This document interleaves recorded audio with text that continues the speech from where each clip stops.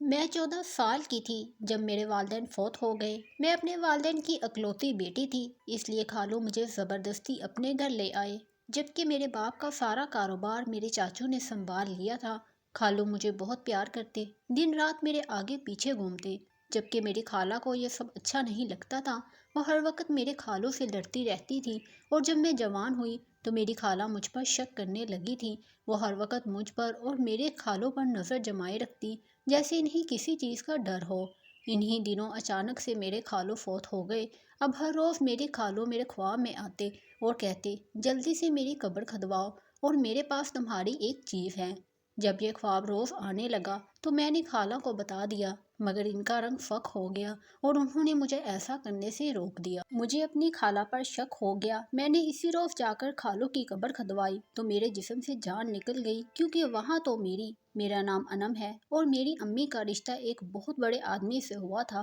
میرا باپ بہت زیادہ امیر تھا۔ میں امی کی شادی کے 1 سال بعد ہی پیدا ہو گئی تھی۔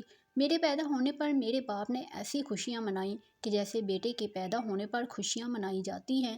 میری ایک خالہ بھی تھی جن کا نام ماریا تھا۔ وہ میری امی سے 2 سال چھوٹی تھی۔ ان کی بھی شادی ہو چکی تھی۔ ان کے ہاں بھی ایک بیٹی تھی جس کا نام نرمین تھا۔ وہ میری ہم عمر تھی اور ہم دونوں میں بہت اچھی دوستی تھی۔ ہم دونوں ایک ساتھ کھیلا کرتے تھے۔ جب میں 14 سال کی ہوئی تو میرے والد صاحب باہر کے ملک میں چلے گئے، کیونکہ انہوں نے وہاں پر کوئی کاروبار شروع کیا تھا۔ اب تو میری ماں کے ٹھاٹھ اور بھی بڑھ گئے تھے۔ پھر 3 ماہ بعد میرے والد صاحب واپس آ رہے تھے۔ اس روز میری طبیعت اچانک سے خراب ہو گئی تھی اور میری ماں اکیلے ہی میرے والد کو ایئرپورٹ سے لینے چلی گئی، لیکن واپسی پر ان کی گاڑی کا حادثہ ہو گیا۔ وہ دونوں اس دنیا سے چلے گئے۔ میں 14 سال کی عمر میں ہی یتیم ہو گئی تھی۔ میرے لیے یہ بہت بڑا صدمہ تھا۔ میں بہت روئی تھی۔ میرے خالو زبردستی مجھے اپنے گھر لے آئے تھے۔ اب میں ان کے ساتھ رہنے لگی تھی، جبکہ میرے والد کا کاروبار میرے چاچو نے سنبھال لیا تھا۔ میرے خالو بھی بہت اچھے انسان تھے، جبکہ میری خالہ بہت ہی لالچی عورت تھی۔ ان کا کہنا تھا کہ تمہارے باپ کا سارا کاروبار تمہارے چاچو نے سنبھالا ہوا تھا، تمہارا سارا خرچہ ہم کرتے ہیں، تمہارے چاچو کو ہمیں بھی کاروبار میں سے حصہ دینا چاہیے۔ کبھی کبھی میرے چاچو مجھ سے ملنے کے لیے آتے تھے۔ میرے خالو ان کی بہت عزت کرتے، لیکن میری خالہ ان کو نفرت کی نگاہ سے دیکھتی تھی اور باتوں باتوں میں طنز بھی کر دیا کرتی تھی۔ میرے چاچو نے آج تک کوئی الٹی سیدھی بات نہیں کی تھی۔ وہ جاتے وقت میرے ہاتھ پر اچھی خاصی رقم رکھ کر جاتے۔ ان کا ایک بیٹا بھی تھا جس کا نام حسنین تھا۔ میں اسے بہت زیادہ پسند کرتی تھی۔ وہ میرا کزن تھا۔ ہم لوگ شروع میں ہی ایک ہی اسکول میں پڑھتے تھے، وہیں سے ہماری دوستی شروع ہو گئی تھی۔ اس کے بعد میں دوسرے اسکول میں جانے لگی، لیکن وہ مجھے بہت اچھا لگتا تھا اور میں دل ہی دل میں سوچتی تھی کہ میرا کزن ہے، میری شادی بھی اس سے ہو سکتی ہے۔ وہ بھی مجھے ملنے کے لیے آیا کرتا تھا۔ ایک دن چاچو گھر آئے تو انہوں نے میرے خالو کو کہا، کہیں باہر چلتے ہیں، میں نے انم کے بارے میں بہت زیادہ ضروری بات کرنی ہے۔ میرے خالو نے کہا کہ ٹھیک ہے۔ وہ ان کے ساتھ چلے گئے۔ واپس آئے تو انہوں نے وہی بات خالہ سے کر دی۔ تھوڑی دیر کے بعد خالہ اور خالو کے لڑنے کی آوازیں آنے لگی۔ ہم نے ان کو اس طرح سے کبھی بھی لڑتے ہوئے نہیں دیکھا تھا۔ نہ جانے میرے چاچو نے ایسی کیا بات کر دی تھی۔ اس کے بعد میرے خالو مجھ سے کوئی بات کرنا چاہتے تھے، لیکن میری خالہ ہمیشہ موضوع بدل دیتی تھی۔ میں بھی کالج میں پڑھ رہی تھی۔ میرا آخری سال تھا۔ کچھ دن اس طرح گزر گئے۔ خالو اور خالہ کے آپس کے معاملات کافی کشیدہ ہو گئے۔ خالہ مجھ پر خالو پر نظر رکھنے لگی تھی، جیسے انہیں کسی بات کا ڈر ہو۔ نہ جانے کیا بات تھی، لیکن اتنا تو مجھے شک پڑ گیا تھا کہ اس بات کا تعلق مجھ سے یا میرے چاچو سے ضرور تھا۔ 1 ہفتہ گزرا تھا کہ اچانک میرے خالو بیمار ہو گئے اور 2 دن بعد ان کا انتقال ہو گیا۔ مجھے تو ایسا لگا میرا باپ پھر سے مر گیا ہے، کیونکہ خالو نے ہمیشہ باپ کا سچا پیار دیا تھا۔ نرمین کی حالت بھی بہت ہی بری تھی۔ ہمارے گھر کا تو ایک ہی مرد تھا، وہ بھی اس دنیا سے چلا گیا تھا۔ میری خالہ اب گھر سے باہر رہنے لگی تھی۔ وہ اچانک کہیں چلی جاتی اور کافی دیر تک غائب رہتی۔ بالآخر ان کی اپنی بیٹی نے ہی پوچھ لیا تو وہ رو کر کہنے لگی، کہاں جاؤں گی، شوہر کی قبر پر جا کر بیٹھ جاتی ہوں، وہاں جا کر سکون ملتا ہے۔ یہ سن کر تو ہماری آنکھوں میں بھی آنسو آ گئے، پر ہم نے منع کیا کہ آپ نہ جایا کریں، اگر وہ ایسی ہمت ہار جائیں گی تو پھر ہمارا کیا ہوگا۔ انہوں نے کہا، اب نہیں جایا کروں گی۔ ابھی میرے خالو کو اس دنیا سے گئے 10-15 دن ہی ہوئے تھے، جب ایک روز میرے چاچو آئے اور انہوں نے ایک عجیب سی بات کر دی۔ ان کا کہنا تھا کہ دراصل میں یہی بات پہلے بھی کر رہا تھا، ہمارے آپس میں بات چل رہی تھی، میں آپ کی بیٹی نرمین کے لیے اپنے بیٹے کا رشتہ کرنا چاہتا ہوں۔ یہ سن کر میں حیران رہ گئی۔ میں نے سوچا کہ میری خالہ کی بیٹی کے لیے کیسے آ گئے، یہ بات چاچو کے دماغ میں کیسے آئی، کیا ان کی نظر میں نہیں آئی؟ مگر اس وقت مجھے بڑی حیرانگی ہوئی جب میری خالہ نے فوراً رشتے کے لیے ہاں کر دی، کیونکہ جو جائیداد اور کاروبار میرے باپ کا تھا وہ اب میرے چاچو کا ہی تھا۔ یعنی میرے چاچو اس وقت بہت زیادہ امیر لوگ تھے۔ وہ لوگ اس بنگلے میں رہتے تھے جہاں پر میں بابا اور امی کے ساتھ رہا کرتی تھی، جو اس شہر کا سب سے بڑا اور خوبصورت گھر تھا۔ میری خالہ نے ہاں کر دی اور کہا کہ نرمین کے پیپر ختم ہونے والے ہیں، پھر اس کے بعد شادی کر دیں گے۔ میرے چاچو نے بھی حامی بھر لی۔ ان کا کہنا تھا کہ حسنین بھی اس رشتے سے بہت خوش ہے۔ میں حیران تھی کہ آخر یہ سب کچھ ہو کیا رہا ہے، کیونکہ میں حسنین سے شادی کرنا چاہتی تھی۔ چاچو نے میرے بارے میں نہیں سوچا، انہوں نے ابھی بھی مجھ سے کوئی بات نہیں کی، وہ میری رائے تک نہیں پوچھ رہے تھے۔ میرا دل چاہ رہا تھا کہ میں حسنین سے پوچھوں، لیکن میں کس حق سے یہ بات کرتی؟ میں نے رونا شروع کر دیا۔ نرمین اس رشتے سے بہت خوش تھی، لیکن اس نے بھی ایسا کبھی نہیں سوچا تھا۔ میرے چاچو اب ہمارے گھر آتے تو مجھے نفرت کی نگاہ سے دیکھتے۔ میں بڑی حیران ہوتی۔ پہلے تو وہ سیدھا میرے کمرے میں آتے تھے، میرے ساتھ بہت باتیں کیا کرتے تھے، مجھے اچھی طرح یاد ہے۔ انہوں نے ایک بار مجھے یہ بھی کہا تھا کہ میری خواہش ہے کہ میں حسنین کی شادی تمہارے ساتھ کروں۔ تبھی تو میرے دل میں حسنین کے لیے محبت پیدا ہو گئی تھی اور اس دن سے ہی اسے میں شوہر کے روپ میں سوچنے لگی تھی۔ مگر اب اچانک سے میرے چاچو کو آخر ہو کیا گیا تھا؟ زندگی سے مجھے نفرت ہو گئی تھی۔ مجھے ایسا لگتا تھا مجھے کچھ بھی نہیں ملنا، میری قسمت میں کوئی اچھی چیز لکھی ہی نہیں تھی۔ ماں باپ اس دنیا سے چلے گئے، پھر میرا گھر کسی اور کا ہو گیا، میرے دوست جیسے خالو کو بھی اللہ تعالیٰ نے مجھ سے دور کر دیا، اور اب جس انسان سے محبت کرتی تھی وہ بھی مجھ سے دور کیا جا رہا تھا۔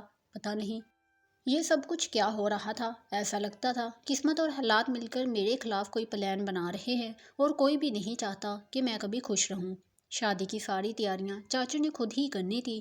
انہوں نے کہا کہ ہم سارا خرچہ خود اٹھائیں گے، یہاں تک کہ منگنی کی رسم بھی ہمارے گھر پر ہی ہوگی۔ آپ لوگ بے شک ایک دن پہلے ہمارے گھر آ جانا، آپ لوگوں کے کپڑے جوتے بھی ہم لوگ ہی بنائیں گے۔ ایک دن محلے سے کوئی عورت گھر آئی ہوئی تھی۔ جب میری خالہ نے اس سے بات کی اور کہا میری بیٹی تو بہت زیادہ نصیبوں والی ہے، اللہ نے اس کے نصیب کھول دیے ہیں، بہت ہی امیر لوگوں میں میری نرمین کی شادی ہونے والی ہے۔ میں حیران تھی کہ پہلے تو میری خالہ میرے چاچو کو بہت برا سمجھتی تھی، وہ گھر آتے تھے تو ان کو پانی تک نہیں پوچھتی تھی، اور اب کہہ رہی تھی کہ بہت اچھے لوگ مل گئے۔ کاش میں اپنے چاچا کے گھر میں رہتی، پھر شاید میں ان کو نظر آ ہی جاتی اور وہ میرے بارے میں بھی سوچتے۔ خیر منگنی سے ایک دن پہلے ہم ان کے گھر چلے گئے، وہ ہم سب کو بازار لے کر گئے۔ انہوں نے کہا جو بھی کپڑے آپ کو پسند ہیں آپ اپنی مرضی سے الگ کر لیں۔ نرمین نے سب سے زیادہ مہنگے جوڑے پر ہاتھ رکھا۔ اس کی منگنی تھی، لیکن ایسے لگ رہا تھا کہ وہ دلہن بن رہی ہے، اس کی شادی ہونے والی ہے۔ میری خالہ کے شوہر کو اس دنیا سے گئے ہوئے ابھی وقت ہی کتنا ہوا تھا، لیکن انہوں نے بھی ایک شوخ رنگ کا جوڑا لیا۔ جب میری باری آئی تو چاچو نے ایک سادہ سا جوڑا اٹھا کر مجھے پکڑا دیا اور کہا یہ لو تمہارا کام بھی ہو گیا۔ مجھے وہ جوڑا بالکل بھی پسند نہیں تھا۔ پتہ نہیں میرے ساتھ آخر کیا ہو رہا تھا، سب گھر والے مجھ سے ایسا رویہ کیوں کر رہے تھے۔ اس رات میں بہت زیادہ روئی۔ جب سوئی تو میں نے خواب میں دیکھا کہ میرے خالو میرے کمرے میں آئے ہیں اور وہ میرے سر پر ہاتھ رکھتے ہوئے بولتے ہیں اور کہتے ہیں مجھے تم سے ضروری بات کرنی ہے، تم جا کر میری قبر کھودو، اس کے اندر تمہاری کوئی چیز ہے۔ میں ان کی بات پر بہت زیادہ حیران ہوئی۔ وہ بار بار ایک ہی جملہ بولنا شروع کر دیتے ہیں، جیسے کہہ رہے ہیں کہ جاؤ جا کر یہ کام جلدی جلدی کرو۔ پھر اچانک سے میری آنکھ کھل گئی۔ میں حیران تھی کہ یہ کس قسم کا خواب تھا۔ آج کل ویسے بھی میں ان کو بہت یاد کر رہی تھی، وہ بہت اچھے انسان تھے۔ مجھے آج بھی یاد ہے جب کبھی بچپن میں میری اور نرمین کی لڑائی ہو جاتی تھی تو وہ ہمیشہ میرا ساتھ دیتے تھے۔ ایک دفعہ تو میں نے خالہ کو یہ کہتے ہوئے بھی سنا کہ اپنی بیٹی غیروں کی طرح پال رہے ہیں اور غیروں کی بیٹی کو اپنوں کی طرح پال رہے ہیں۔ یہ میرے خالو نے بات کہی تھی۔ انہوں نے کہا نرمین تو میری اپنی بیٹی ہے، میں اس کا باپ ہوں، تم اس کی ماں ہو، لیکن انم ہماری بیٹی نہیں ہے، اس کے ماں باپ بھی اس دنیا سے جا چکے ہیں۔ اگر ہم اس کا ساتھ نہیں دیں گے، اسے نارمل محسوس نہیں کروائیں گے تو اس کی شخصیت پر برا اثر پڑے گا، اس کی شخصیت میں خلا پیدا ہو جائے گی، اس لیے ہمیں اسے زیادہ توجہ دینی چاہیے۔ میرے چاچو نے تو میرا خیال کرنا چھوڑ دیا تھا۔ منگنی پر جو جوڑا انہوں نے میرے لیے پسند کیا تھا وہ اتنا بڑا تھا کہ میں بالکل بھی نہ پہنتی، مگر پھر بھی میں نے چپ چاپ پہن لیا۔ حسنین میرے لیے حسرت بن گیا تھا جو میرے دل میں ہی قید ہو کر رہ گیا۔ اب مجھے صرف نماز پڑھ کے اللہ کے قریب ہی سکون ملتا تھا، لیکن ایک دن میں نے اپنی خالہ کو فون پر بات کرتے ہوئے سن لیا۔ وہ کافی پریشان تھی۔ میرے چاچو سے بات کر رہی تھی۔ پتہ نہیں وہ آپس میں کیا باتیں کر رہے تھے، لیکن کوئی نہ کوئی مسئلہ ضرور تھا، مگر خالہ مجھ سے ہر بات چھپا لیتی تھی۔ آج رات کو پھر مجھے خالو خواب میں آئے، پھر سے وہی بات کہہ رہے تھے کہ میری خبر کھلواؤ، اس کے اندر تمہاری ایک چیز ہے اور پھر اس کے بعد سب ٹھیک ہو جائے گا، پریشان نہیں ہونا۔ اس دفعہ انہوں نے یہ بات بھی کہی تھی کہ پریشان نہیں ہونا۔ جب انسان کو 2 دفعہ ایک ہی خواب آئے تو وہ پریشان ہو ہی جاتا ہے۔ مجھے لگتا تھا ان پر کوئی بوجھ ہے، اسی لیے میں نماز کے بعد ان کے لیے کچھ نہ کچھ پڑھتی رہتی تھی۔ پھر بھی پتہ نہیں کیوں وہ میرے خواب میں آتے ہی رہتے تھے۔ میں نے ایک دن یہ بات اپنی خالہ سے کر دی، ان کو یہ بھی بتا دیا کہ وہ خواب میں آ کر کیا کہتے ہیں۔ میری خالہ حیران رہ گئی، ان کی شکل عجیب سی بن گئی، ان کا رنگ ایک دم فک ہو گیا۔ انہوں نے کہا، تمہارا دماغ تو نہیں خراب ہو گیا، اس لیے تمہیں اس طرح کے خواب آ رہے ہیں؟ ایسی کوئی بات نہیں ہے۔ میری خالہ کو کوئی پرواہ نہیں تھی۔ آج کل میری طبیعت بھی بہت زیادہ خراب رہنے لگی تھی، میرے سر میں مسلسل درد رہتا تھا۔ جب میں نماز پڑھتی تو درد ختم ہو جاتا، تسبیح وغیرہ پڑھتی رہتی تو ٹھیک رہتی، کوئی دوائی مجھ پر اثر نہیں کرتی تھی۔ ایک دفعہ تو میں سیڑھیوں سے بری طرح گرنے لگی تھی، اگر میں نے اپنے آپ کو سنبھالا نہیں ہوتا تو میں بری ہی طرح گرتی۔ اگلے روز میرے چاچو آئے تو میری چچی کسی بات پر ان سے بہت بحث کر رہی تھی۔ جب میں نے ان کی باتیں سنی تو وہ اپنی نرمین کے نام اچھی خاصی زمین لکھنے کا کہہ رہی تھی اور میرے چاچو ان کی ہاں میں ہاں ملا رہے تھے۔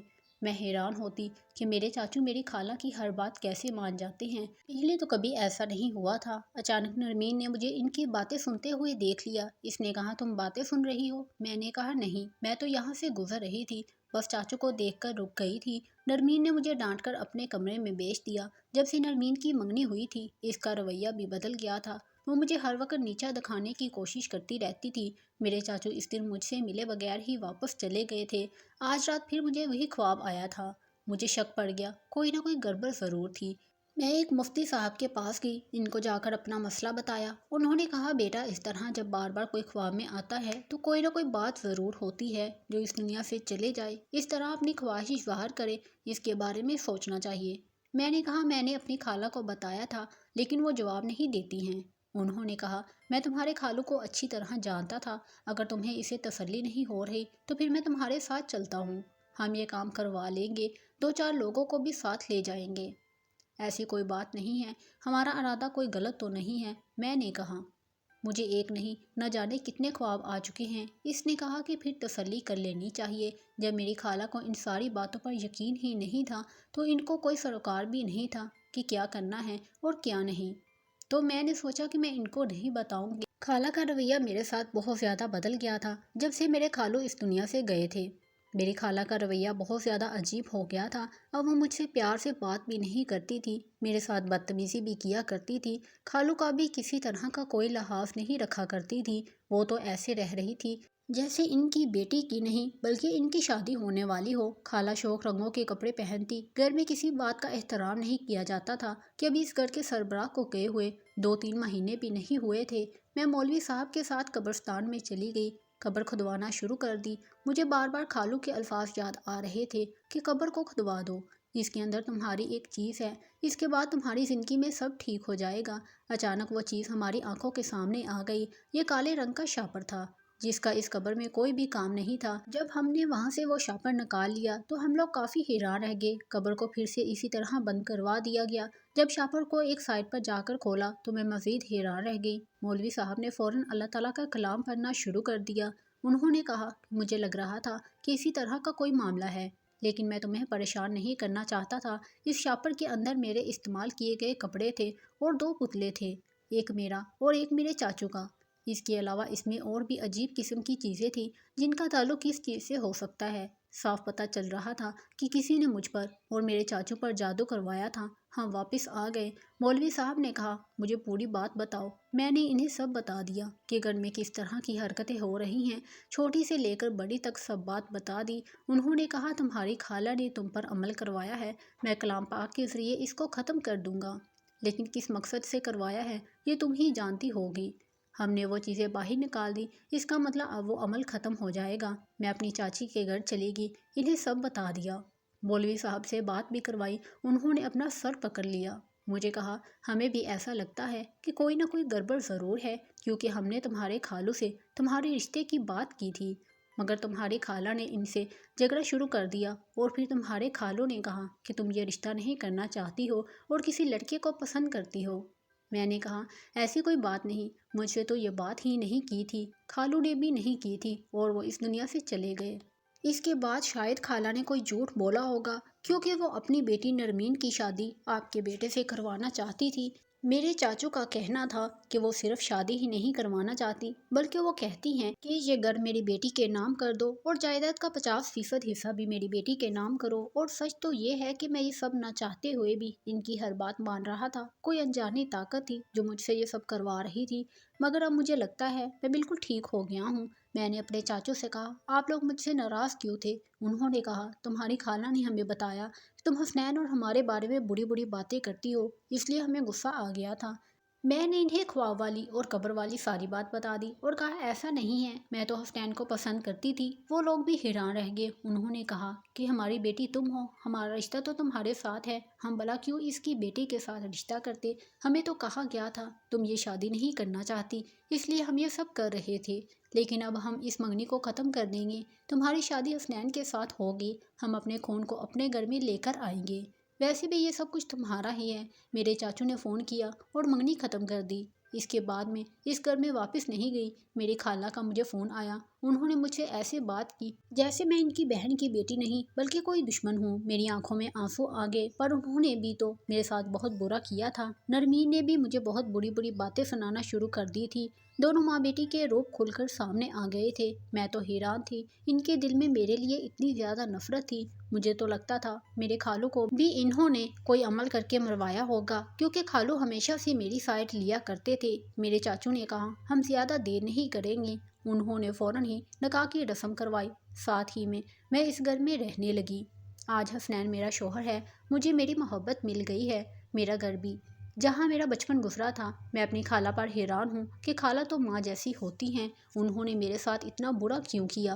انہوں نے نرمین کی شادی ایک بہت ہی امیر خاندان میں کر دی تھی۔ خدا کی کرنی ایسی ہوئی کہ میرے 2 بیٹے ہو گئے اور نرمین بے اولاد رہی۔ اس کے شوہر نے دوسری شادی کر لی ہے اور پچھلے دنوں میری خالہ پر فالج کا اٹیک ہوا ہے اور وہ ہسپتال لاوارثوں کی طرح پڑی ہیں۔